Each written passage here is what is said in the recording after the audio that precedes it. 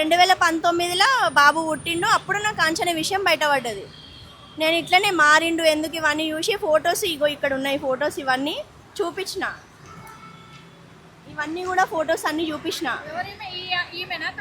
ఈమె కాంచన, ఈయన బాబు నా భర్త.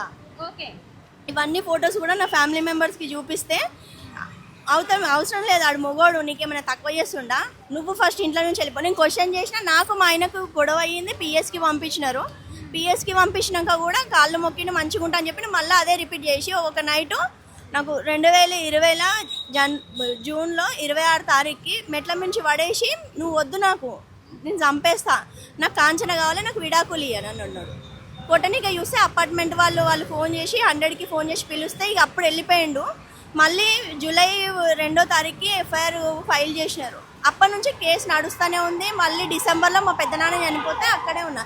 నన్ను కిరా ఇంట్లోనే వదిలేసి నన్ను పిల్లల్ని వెళ్ళిపోయిండు అమ్మోళ్ళ దగ్గరికి, సొంతం ఇళ్ళ వెళ్ళిపోయిండు. నేను ఇళ్ళల్లో పని చేసుకుంటా పిల్లలను చూసుకున్నా మేడం. పిల్లలను చూసుకున్న తర్వాతకి నేను ఆ పని ఈ పని చూసుకుంటున్నా. ఇప్పుడు నాకు మొన్న ఇక్కడ ఉంటున్నాడని తెలిసింది. దిల్షుక్ నగర్ దగ్గర ఉంటున్నాడని తెలిసింది.